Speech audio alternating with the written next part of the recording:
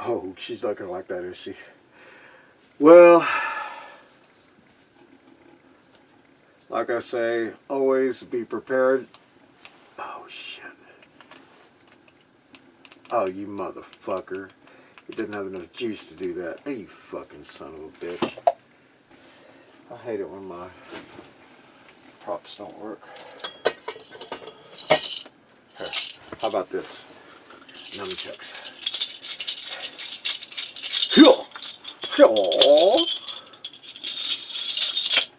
Into the dragon.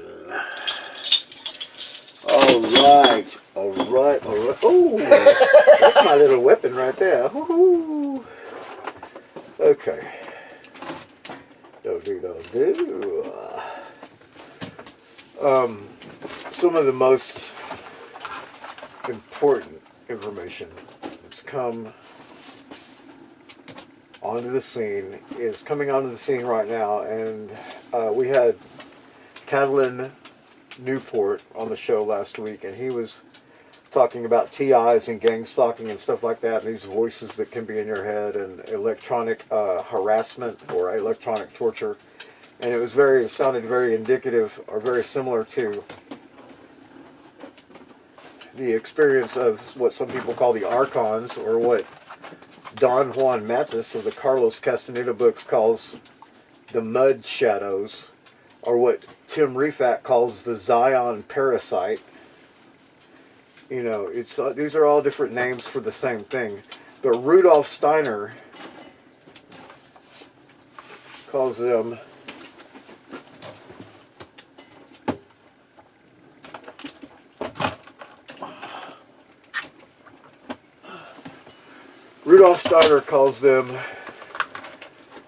the Mephistophalean Doppelgangers, of which there are two, the Ahrimanic Doppelganger and the Luciferic Doppelganger.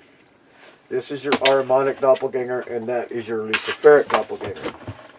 They are fucking wild and rambunctious. And they're stupid creatures.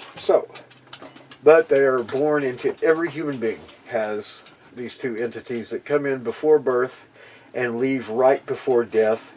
It's the subject that's the least sexy subject you can imagine. Nobody wants to hear it, and that's why I'm here telling you about it, and that's why hopefully I'll get more than 100 views on this video.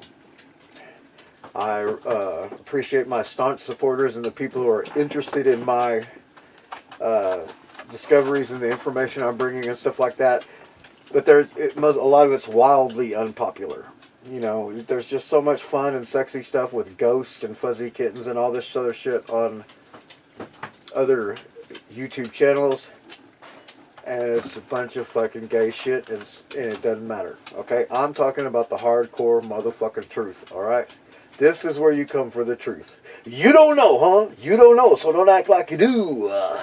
Because then something bad, like the Mephistophalean Doppelganger, might happen to you. Oh! And I'm talking to you. So anyway, we're going to read excerpts from The Electronic Doppelganger, which is the mystery of the double in the age of the internet. I'm not going to go on too long about Rudolph Steiner. For those of you who don't know, Rudolph Steiner was probably one of the most brilliant men who ever lived. Definitely one of the most brilliant men of the 20th century. He died in around 1924. He created biodynamic farming. He created a schooling system for essentially retarded children. He also created an advanced schooling system called the Waldorf school system, which many of you are familiar with. They've got, all your major cities have a Waldorf school in it. That was created by Rudolph Steiner. He wrote hundreds of books, literally hundreds of books. He was a Goethe scholar, Goethe, Goethe scholar. And he created a type of sacred dance, much like Gurdjieff did. However, his was different and more Western oriented, and he called this type of dance eurythmy. And that is where Annie Lennox and Dave Stewart got the name for their cute little band, the Eurythmics. Sweet dreams are made of these. Who am I to disagree? Yes, behold the Mephistophalean Doppelganger right here. But it gets butt on me. Okay, and on top of all that, Rudolph Steiner is someone who could see into super sensible worlds. Meaning he was able to see what was going on beyond the veil, and he had this ability ever since he was a child, and all throughout his life he was a clairvoyant, for lack of a better term. And one of the strongest psychics probably who ever lived. And his testimony, in my opinion, is beyond refute. So we're just going to stop right there with our description of Rudolph Steiner. And I'm going to get right into this lecture series that I think a lot of these lectures he delivered to workers at the Gertanium. The original Gertanium was burnt down by the Nazis in right before World War II, and I think they rebuilt it. And anyway, Hitler did not like Steiner. Steiner did not like Hitler.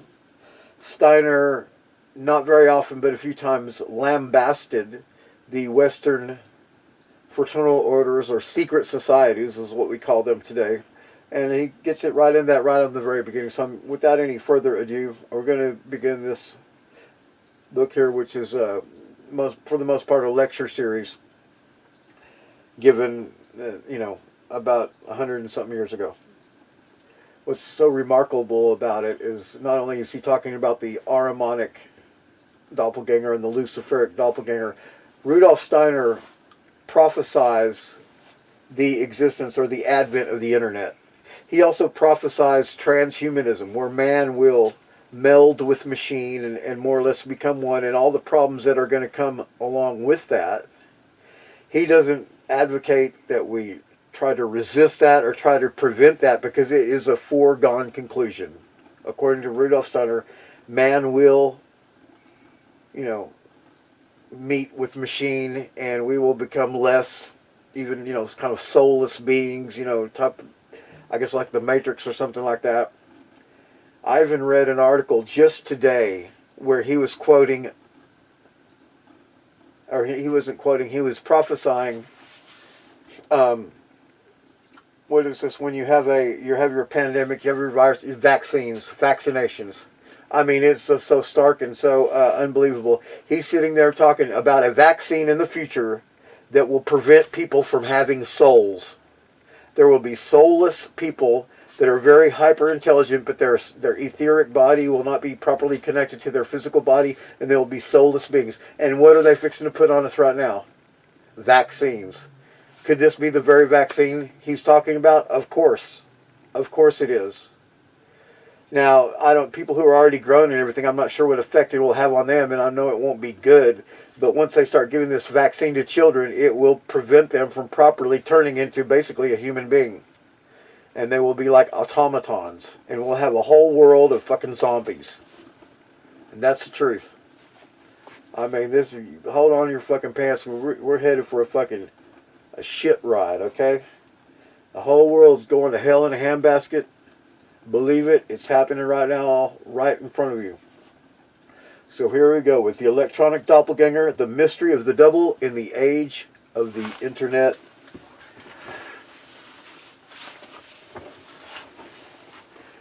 This is Rudolph Steiner speaking. You will have noticed something was said in yesterday's public lecture that is of great significance for the acquisition of spiritual knowledge within human life. I spoke of those, our contemporaries here on the physical plane, who prefer to acquire ideas that derive only from the sense world, or which are gained through an intellect that is bound to the sense world.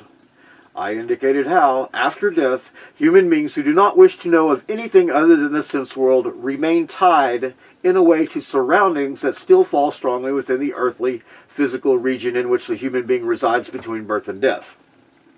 As a consequence, destructive forces are created within the physical world through such human beings who, owing to their life in the physical body, remain tied to the earthly physical world for a long time after death.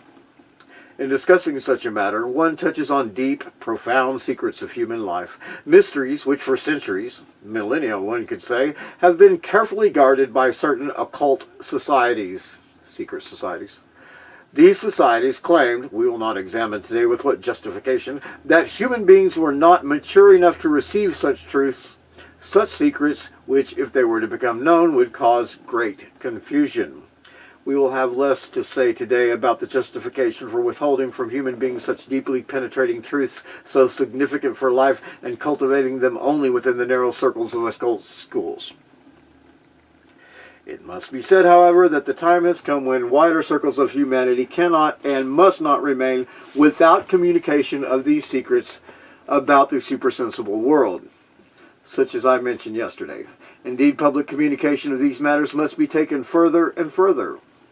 For even if it was appropriate, within certain limits, to withhold such secrets in earlier times when humanity lived under different conditions, that would no longer be justified now. As you know, we are in the 5th post-Atlantean epoch, and human beings are now subject to other life conditions under which they will necessarily pass through the portal of death as forces of destruction, if they do not increasingly search in this life for inner pictures, concepts, and ideas concerning supersensible matters. We cannot maintain, therefore, that those people are justified who say, well, we can just wait and see what will happen after death. No, between birth and death, one needs to know about certain things concerning the spiritual world of the sort that were indicated yesterday in order to pass through the portal of death with these conceptions. In earlier periods of humanity evolution, the situation was different. As you know, until well into the 16th century, before the emergence of the Copernican worldview, that the earth is a ball, human beings held entirely other beliefs about the structure of the world. It was necessary, of course, for human progress and for the advance of human freedom within humanity's evolution that the Copernican worldview made its appearance, just as spiritual science must make its appearance now. But with the physical worldview that human beings held before Copernicism, today one would call it incorrect. If one so wishes, today one would call that the flat earth theory. The view of the physical structure of the world according to which the earth stands still and the sun moves around the earth's heavens, the stars move around the earth, and beyond the starry heavens there exists a spiritual sphere inhabited by spiritual beings. With this worldview, human beings were still able to go through the portal of death without being held back in the early sphere of the deceased. This worldview did not yet cause human beings to become forces of destruction in the earthly sphere after passing through the portal of death. That only came about with the sudden emergence of Copernicism, the idea of the whole world spread out in space and only subject to the laws of space. Only with Copernican views that allow for the earth to circle the sun are human beings bound to physical, sensory existence and prevented from rising up to the spiritual world in the appropriate manner after death. Today, one needs to become familiar with this other side of the Copernican worldview, now that for centuries human souls have been conditioned through having the magnificent progress of the Copernican worldview placed before them again and again. One side is as justified as the other. Today, the one is deemed a sign of intelligence, though it is, in fact, a rather narrow-minded intelligence that holds up the Copernican worldview as the one true teaching, whereas the other, that they're talking about flat earth theory here.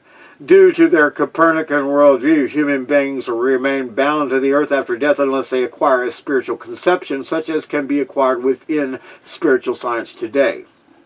It is still considered foolishness and folly by people at the present, or just plain loco nuts. Yet it is true nevertheless. Did you catch that? Did you catch that? The smartest man that ever lived just said, talking about the flat earth theory, that it's still considered foolishness and folly by people in prison. Yet it is true nevertheless. Oh! Hate that for you. Okay. Not that we don't subscribe to the flat earth theory here. You don't know. Okay. We believe that the earth is a sphere. It's a ball, like a soccer ball. Well, now it's changed shapes. It's now an oblique spheroid, according to Neil deGrasse Tyson. So, it's just whatever shape you want to imagine it is now. Or take it from the experts at NASA. As you know from the Bible, many a thing is foolishness to human beings is wisdom for the gods. When human beings pass through the portal of death, they thereby alter the nature of their consciousness. It would be a completely false idea to believe that human beings lose consciousness after death.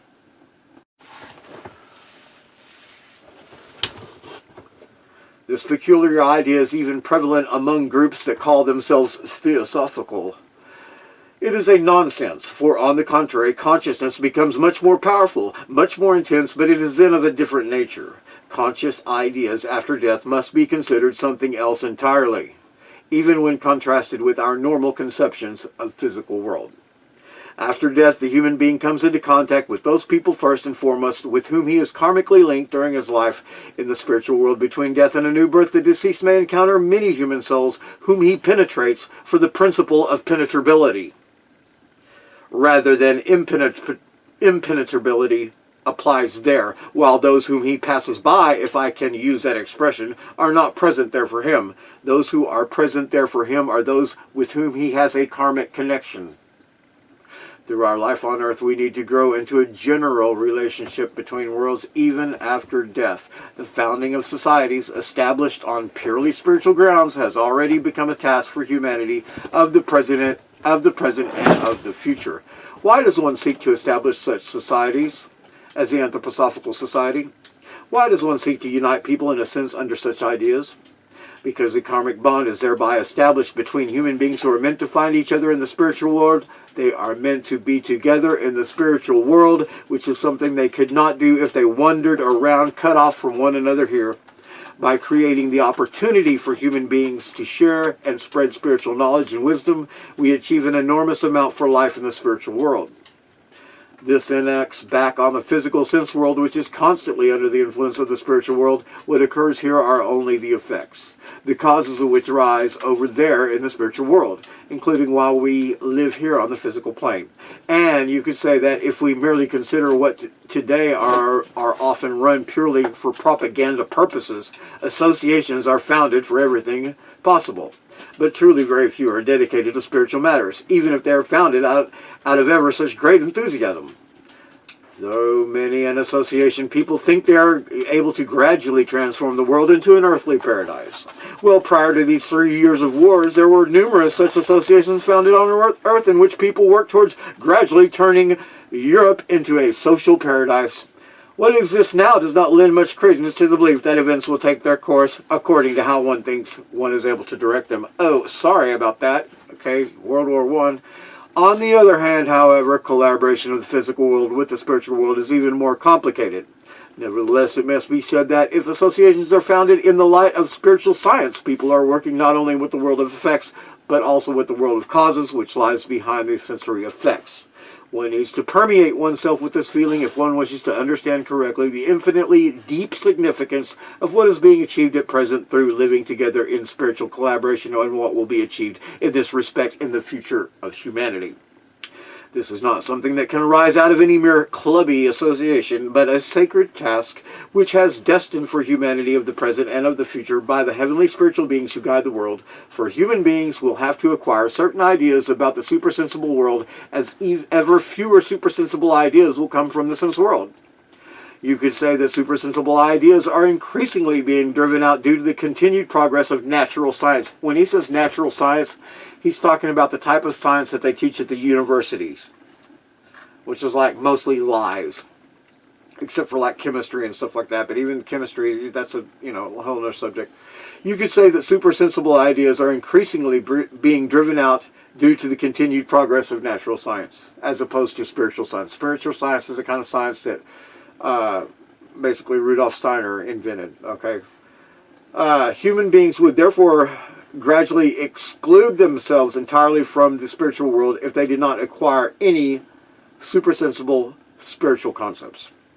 They would condemn themselves after death to uniting entirely with what is merely the physical earth, and also to uniting themselves with what the physical earth is destined to become. But the physical earth will become a corpse in the future, and human beings as souls would be faced with the terrible prospect of condemning themselves to inhabiting a future corpse unless they decide to familiarize themselves with the spiritual world and put down roots in the spiritual world. The pursuit of spiritual science has therefore been set as a serious and profound task. Basically, if you don't get down with spiritual science, you're fucked. You're going to be a goddamn on a corpse of a world. You're going to be a fucking zombie. That is something we must call before our souls as a sacred thought at once every day, as it were, so that we never lose our zeal for the justified endeavor of spiritual science. If we take part in everything that comes towards us as concepts, all the many concepts that have already entered our spiritual stream from the spiritual world, then these conceptions can be expanded further and further. They enable us to free ourselves from our bondage to the earthly realm and to what is destructive in the earthly realm, so that we can act from out of other perspectives. We still remain united with the souls that we have left behind on earth, and with whom we are karmically connected, as well as with the earth itself, but we are united with them from out of other regions. Indeed, we are even more intensely connected with the souls we have left behind on earth if we are united with them in a sense from out of higher regions, provided, that is, we are not condemned through having lived a purely materialistic life to haunt the earth, so to speak, where we cannot remain united through love with anything on earth, but instead can only really act as centers of destruction. You see, here we gradually develop our consciousness from childhood onwards. Well, we know how this consciousness grows and matures, and need not say anything more. After death, entirely another process prevails, under which we must gradually acquire consciousness that is required for life between death and a new birth. The way we go about on our lives on earth, having experiences and learning things, that is not how it is after death. It is then no longer really necessary. What is necessary is that we detach ourselves from the extreme intensity of attachment that remains with us when we have departed our physical body by passing through the portal of death and into a relationship with the spiritual world. We grow together with the same spiritual world that we describe here through spiritual science. We describe it as the world of the higher hierarchies. Angeloi, Archangeloi, Archi, Exusii, Dynamis, Kyriotes, and so on, as the world of higher hierarchies and the deeds and experiences of these hierarchies. Here the world is outside of us. We are surrounded by the mineral realm, the plant realm, and the animal realm. Plant realm. High strangeness. Okay. Here, the world is outside of us. We are surrounded by the mineral realm, the plant realm, and the animal realm. When we have passed through the portal of death, the spiritual beings that we count among the higher hierarchies are there in us indeed. Their worlds are there in us. We are united with them. It's just that initially we are not able to distinguish ourselves from them. We live within them in that they permeate us. Admittedly, this is a difficult concept, but is one that needs to be grasped. Here we are outside of the world. There we are inside the world. Our beings spreads itself over the whole world, yet we are unable to separate out and recognize ourselves.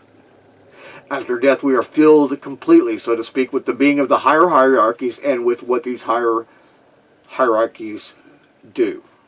What is required is that we first separate out the next hierarchies that permeate us, the hierarchies of the angeloi, archangeloi, and archi, from the higher hierarchies. Over there we do not attain the proper I consciousness at all.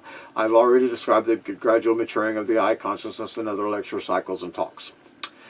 If we are unable to find the power within us to distinguish, what in us is angelos, what in us is Elohim, what in us is a being from a hierarchy of the angeloi, what in us is a being from the hierarchy of the exusii, the spirits of form. Over there we need to learn to distinguish, we need to have the power to detach ourselves from that which we are united and from what is that we wish to identify. Otherwise, it is in us and not external to us. Here we must come together with what is outside of us and observe it, while over there we need to detach ourselves in order that we can be united with it. Get that? Given the way the world is at the current stage of humanity's evolution, we can only detach ourselves from what is otherwise asleep in us by acquiring spiritual concepts. These spiritual concepts that are so uncomfortable for human beings here because they have to exert themselves a little, exert themselves more than is the case with ordinary concepts. If we acquire spiritual concepts, then after death, they develop into an enormous force through which we are able to recognize the spiritual world and comprehend it. This is very important.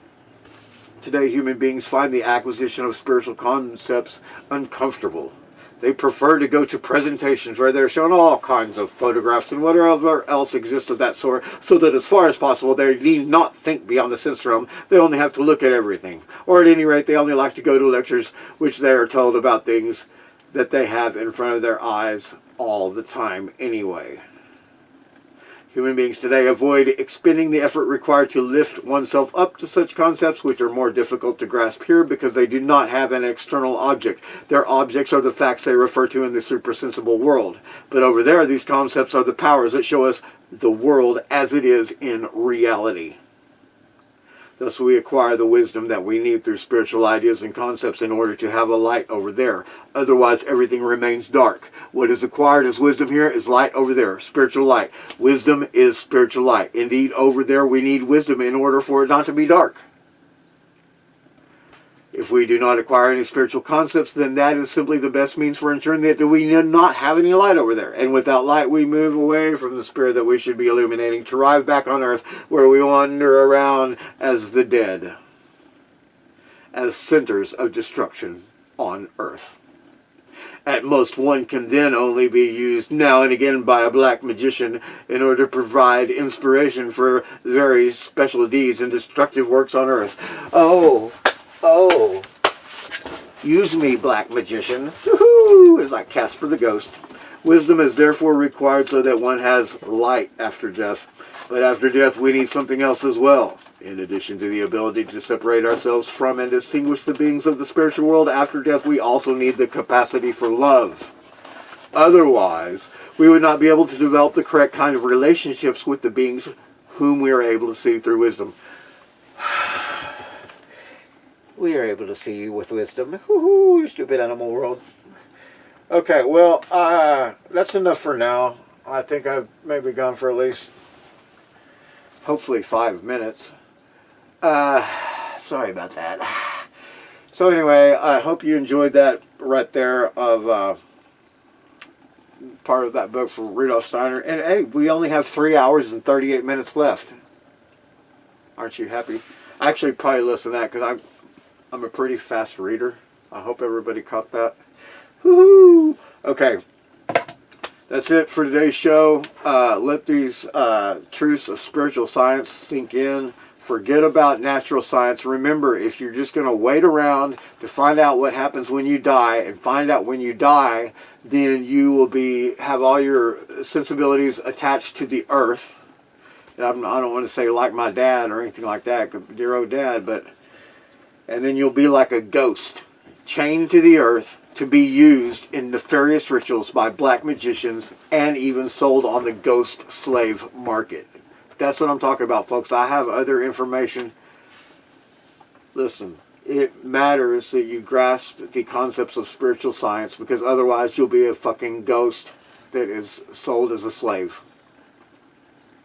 And that's no bullshit to extraterrestrials and all kinds of shit.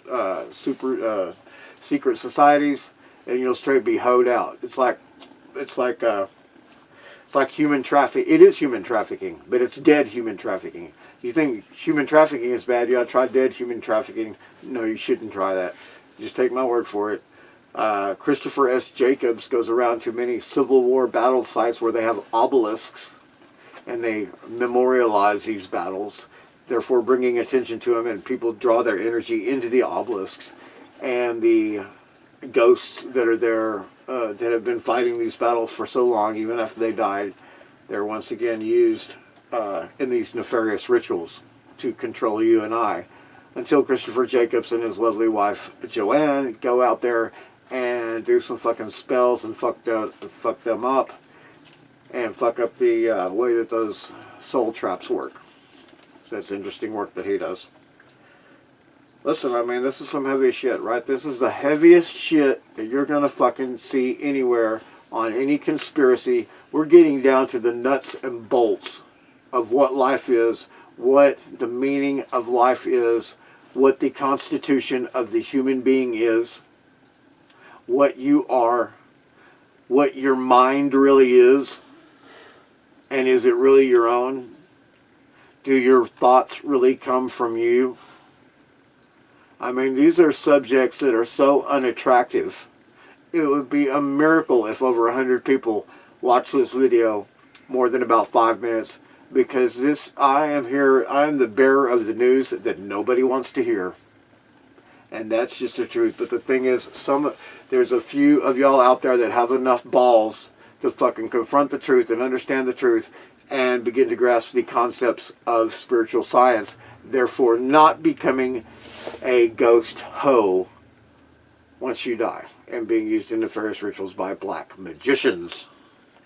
So I think we've pretty much stressed all those things, and Steiner kind of has a million different ways of saying the same thing, but he kind of and then I come in and just reiterate it, and it's just, hopefully it gets driven in at some point. Thank you.